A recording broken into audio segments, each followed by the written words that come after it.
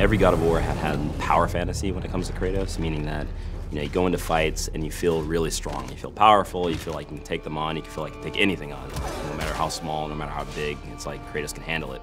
So for this game, even though we were changing pretty much everything about the combat, we wanted to make sure that Kratos still felt like he was a powerhouse. The two things that we had talked about early on were like, one, we don't want to make an open world game. Two, we don't want to just mimic Dark Souls. As much as we like that game, there is kind of this interesting loop inside of it that we wanted to capture. That's when we really, I think, started embracing the fact that not all of God of War just has to be charge in, hit, and then sort of wake up after everything's over, right? We just didn't have that strategic element, that cerebral engagement. And all of the pieces that we put together throughout development put the player in a position that they have to think as they're fighting. For this game, he's got a new weapon, his Leviathan Axe, and with this weapon we wanted to be a little bit more tactical, still feel powerful at the end of the day, but have a little bit more decision-making and a little bit more deliberate actions on the player. We've created scenarios in which, hey, it's advantageous to really experiment with this. And we've noticed that once people start seeing that, oh, I'm gonna try that one now, right? Because we give you a lot.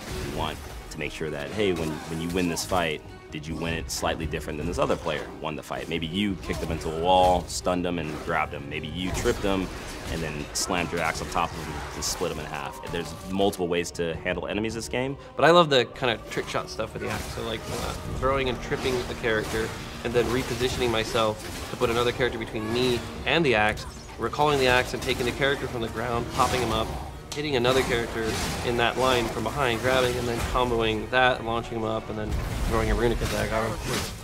Once you throw your axe, we didn't want Kratos to be useless. We wanted to make sure that he still had a moveset, so he's got a shield that can expand on command now. A lot of his bare hand attacks uses that to get more damage. With this thing, he can stun much easier, much faster than the axe itself. Well, Kratos can throw the axe. He has ranged abilities, right? If you're blocking, you have to block. But the addition of Atreus means I can block and actually fire arrows. So I can strategize that I can open somebody up while maintaining some safety and then quickly get in while they're opened up and then follow that up with something. So it gives you a really interesting sense that I can both have an aggressive stance and a defensive stance at the same time.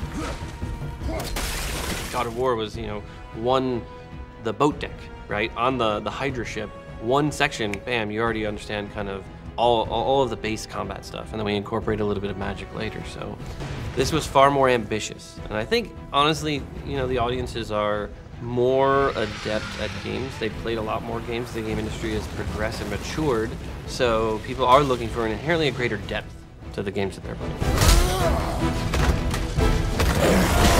Pre-order and get 3 shield skins for in-game. PlayStation.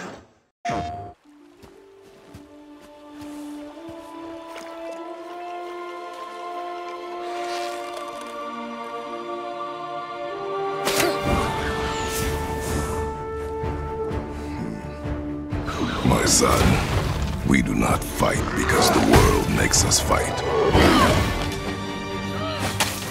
We fight for a greater purpose.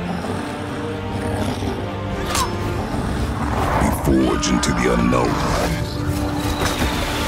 to fulfill the promise we made.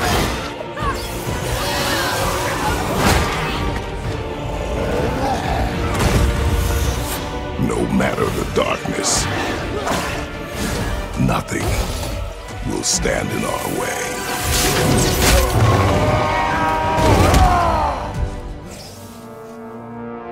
Again. PlayStation.